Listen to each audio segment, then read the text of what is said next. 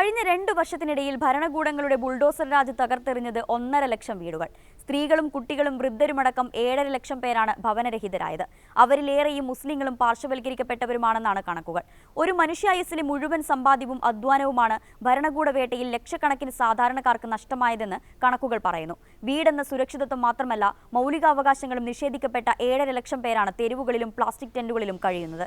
കൊടും ചൂടിലും മഴയിലും കനത്ത തണുപ്പിലും തെരുവുകളിൽ കഴിയേണ്ടി വന്ന പലരും അതിജീവിക്കാനാകാതെ മരണത്തിന് കീഴടങ്ങി. മണ്ണുമാന്തി യന്ത്രങ്ങളുമായി അർദ്ധരാത്രിയിലും പുലർച്ചെയും എത്തുന്ന ഉദ്യോഗസ്ഥർ മാറിയെടുക്കാനുള്ള വസ്ത്രങ്ങൾ എടുക്കാനോ ഭക്ഷണം കഴിക്കാനൊരു പാത്രം എടുക്കാനോ അനുവദിക്കാതെ എല്ലാം ഇടിച്ചു നിരത്തുകയായിരുന്നു. പലയിടങ്ങളിലും നിയമപരമായ യാതൊരു നടപടിക്രമങ്ങളും പാലിക്കപ്പെട്ടില്ല. വീടും കിടപ്പാടവും നഷ്ടമായവരുടെ പുനരധിവാസം പൊളിക്കാൻ ഉത്തരവിട്ട സർക്കാരുകളുടെ അജണ്ടയിലേ ഉണ്ടായില്ല. വീടുകൾ മാത്രമായിരുന്നില്ല, പലരുടെയും വരുമാന കേന്ദ്രങ്ങൾ കൂടിയായിരുന്നു തകർത്തത്. വീടിനോട് ചേർന്ന കടമുറികളും വീടുകൾ കേന്ദ്രീകരിച്ച് നടന്നിരുന്ന ചെറുകിട കച്ചവടങ്ങളുമൊക്കെ അവർ മണ്ണിനടിയിലാക്കി. ബുൾഡോസർ രാജ് നടപ്പാക്കിയിടങ്ങളിലെല്ലാം ആസൂത്രിതവും ദുരൂഹവുമായ നീക്കമാണ് ഭരണകൂടം നടത്തിയതെന്ന പരാതി വ്യാപകമായി ഉയർന്നിട്ടുണ്ട്. ഇക്കഴിഞ്ഞ ജൂൺ 10-നാണ് ലക്നൌവിലെ അക്ബർ നഗർ വലിയൊരു കുടിയൊഴിപ്പിക്കലിന് സാക്ഷിയായത്.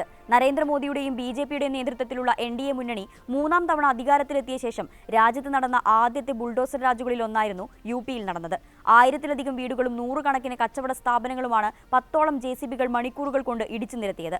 BJP സർക്കാരിന്റെ നേതൃത്വത്തിൽ 1169 വീടുകളും 101 കച്ചവട സ്ഥാപനങ്ങളും ഉൾപ്പെടെ 1800ഓളം കെട്ടിടങ്ങൾ തകർത്തെന്നാണ് കണക്കുകൾ പറയുന്നത്. പ്രദേശത്തുകൂടി കടന്നുപോകുന്ന നദിയോട് ചേർന്ന് river front eco tourism hub ഉണ്ടാക്കാനാണ് കുടിയൊഴിപ്പിച്ചതെന്നാണ് സർക്കാർ വിശദീകരിക്കുന്നത്. എന്നാൽ വികസന അതോറിറ്റി രൂപീകരിക്കുന്നതിനും പതിറ്റാണ്ടുകൾക്ക് മുമ്പേ അവിടെ തലമുറകളായി താമസിക്കുന്നവരെയാണ് വീടുകൾ തകർത്ത് സർക്കാർ ദിവസങ്ങൾക്കുള്ളിൽ കുടിയൊഴിപ്പിച്ചതെന്ന് പ്രദേശവാസികൾ പറയുന്നു. കെട്ടിടങ്ങളെല്ലാം കയ്യേറ്റമാണെന്ന വാദമാണ് സർക്കാർ നിരത്തിയത്. ഭൂമാഫിയകളും റോഹിംഗ്യൻ നുഴഞ്ഞുകയറ്റക്കാരും ചേർന്ന് നദിയുടെ തീരപ്രദേശങ്ങളിൽ അനധികൃത നിർമ്മാണങ്ങൾ നടത്തിയെന്നും ഭരണകൂടം പറയുന്നു. മഹാരാഷ്ട്രയിലും മധ്യപ്രദേശിലും സമാനമായ രീതിയിൽ ആസൂത്രിതമായ ബുൾഡോസർ രാജ് നടപ്പാക്കിയിരുന്നു. മധ്യപ്രദേശിലെ മണ്ഡല ജില്ലയിൽ ഫ്രിഡ്ജിൽ ബീഫ് കണ്ടെത്തിയെന്നാരോപിച്ച് ജൂൺ 15-ന് മുസ്ലിങ്ങളുടെ 11 വീടുകളാണ് തകർത്തത്. മെയ് 6-നാണ് മുംബൈ പവായിലെ ദളിത് ബസ്തിയായ ജയ് ഭീം നഗറിൽ 600ഓളം കിടപ്പാടങ്ങൾ ബൃഹൻ മുംബൈ മുനിസിപ്പൽ കോർപ്പറേഷൻ തകർത്തത്. 3500 ആളുകളാണ് ഭവനരഹിതരായത്. നടപ്പാതകളിലാണ് കുട്ടികളും സ്ത്രീകളുമടക്കം ആയിരങ്ങൾ നിലവിൽ താമസിക്കുന്നത്. വികസനത്തിന്റെ പേരിൽ കുടിയൊഴിപ്പിക്കപ്പെടുന്നവർക്കൊന്നും അർഹമായ പുനരധിവാസ പദ്ധതികളോ പാക്കേജുകളോ സർക്കാർ പ്രഖ്യാപിക്കുന്നില്ലെന്നതാണ് ശ്രദ്ധേയം. താമസിക്കാൻ ഒരിടമുണ്ടോ എന്ന് പോലും സർക്കാർ അന്വേഷിക്കാറില്ല എന്നതാണ് വസ്തുത. ആസൂത്രിതമായി ആട്ടിപ്പുറത്താക്കുക എന്ന ലക്ഷ്യം മാത്രമാണ് ബുൾഡോസർ രാജുകൾക്ക് പിന്നിലുള്ളതെന്ന് സാമൂഹ്യ പ്രവർത്തകർ വിലയിരുത്തുന്നുണ്ട്. ഹൗസിംഗ് ആൻഡ് ലാൻഡ് റൈറ്റ്സ് നെറ്റ്വർക്കിന്റെ 2024 റിപ്പോർട്ട് പ്രകാരം പ്രാദേശിക, സംസ്ഥാന, കേന്ദ്ര സർക്കാരുകൾ 2022-ലും 2023-ലുമായി 1,53,820 വീടുകൾ തകർത്ത് ജനങ്ങളെ കുടിയൊഴിപ്പിച്ചെന്നാണ് റിപ്പോർട്ട്. 7,38,438-ലധികം ആളുകളാണ് ഭവനരഹിതരായതെന്നും കണക്കുകൾ പറയുന്നു.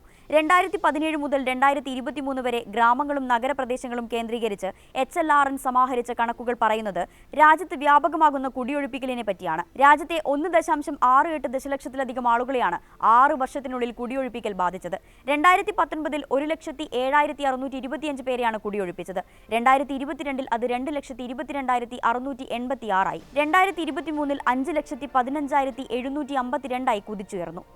കുടിയൊഴിപ്പിക്കലിനായി ഭരണകൂടം നിരത്തുന്ന വാദങ്ങളിൽ പോലും സംശയവും ആശങ്കയും സാമൂഹിക പ്രവർത്തകർ ഉയർത്തുന്നുണ്ട്. മുമ്പ് നഗരവികസനം എന്ന പേരിലാണ് കുടിയൊഴിപ്പിക്കലുകൾ നടന്നിരുന്നതെങ്കിൽ ഇന്നത് രാഷ്ട്രീയ, മത, വർഗീയ താൽപര്യങ്ങളാലാണ് നടക്കുന്നതെന്ന് മനുഷ്യാവകാശ പ്രവർത്തകർ പറയുന്നു. കഴിഞ്ഞ 2 വർഷത്തിനിടയിൽ ചേരി, ഭൂമിയൊഴിപ്പിക്കൽ, നഗര സൗന്ദര്യവൽക്കരണം തുടങ്ങിയവയുടെ മറവിലാണ് 59% കുടിയൊഴിപ്പിക്കൽ നടന്നത്. ഇതിനൊപ്പം അടിസ്ഥാന വികസനം, സ്മാർട്ട് സിറ്റി സംരംഭങ്ങൾ, പരിസ്ഥിതി, വനം, വന്യജീവി സംരക്ഷണം, ദുരന്ത നിവാരണം തുടങ്ങിയ വികസന പദ്ധതികൾ നിർബന്ധിത കുടിയൊഴിപ്പിക്കലിന് കാരണമായിട്ടുണ്ട്.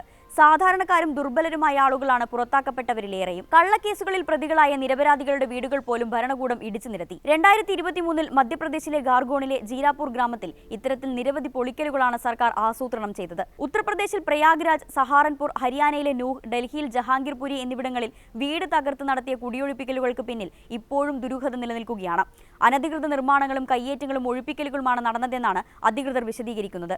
എന്നാൽ ഇവിടെയൊക്കെ പ്രത്യേക വിഭാഗങ്ങളെ ലക്ഷ്യമിട്ടാണ് കുടിയൊഴിപ്പിക്കൽ നടന്നതെന്ന് സാമൂഹിക പ്രവർത്തകരും മനുഷ്യാവകാശ പ്രവർത്തകരും ചൂണ്ടിക്കാട്ടുന്നു. ആസൂത്രിതമായ നീക്കങ്ങൾ ഇതിന് പിന്നിൽ നടന്നിട്ടുണ്ടെന്നും അവർ ആരോപിക്കുന്നു.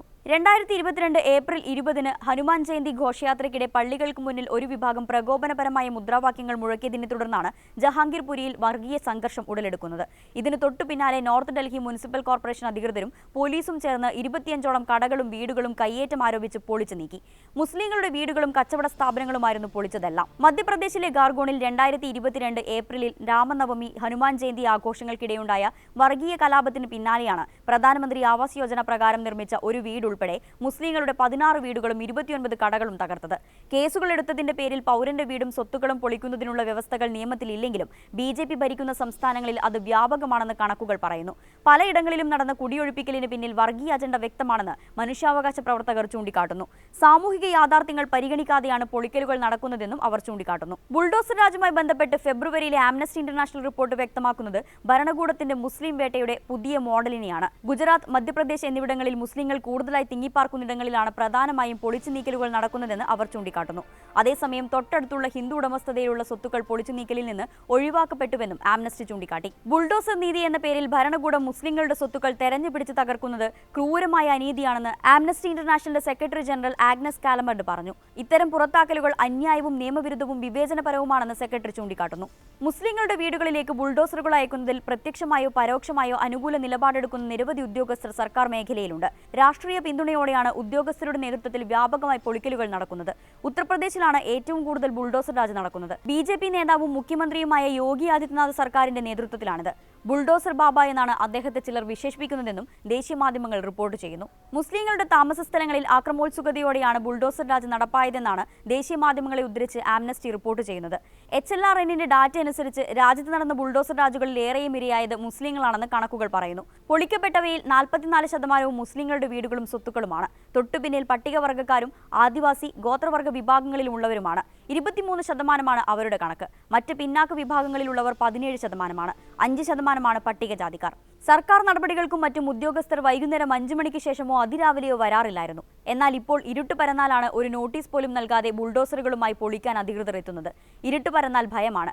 JCBയുടെ മുരൾച്ച കുട്ടികളെ പോലും ഭയപ്പെടുത്തുന്നു. നിയമപരമായ സാധ്യതകൾ അന്വേഷിക്കാൻ പോലും അവസരം നൽകാതെയാണ് പൊളിക്കലുകൾ നടക്കുന്നതെന്ന് വീടുകൾ നഷ്ടമായവർ പറയുന്നു. സ്റ്റേ ഉത്തരവുകൾ ഉണ്ടെന്ന് പറഞ്ഞാൽ പോലും അത് അവഗണിച്ചാണ് പലയിടങ്ങളിലും പൊളിക്കൽ നടക്കുന്നതെന്നും അവർ പറയുന്നുണ്ട്.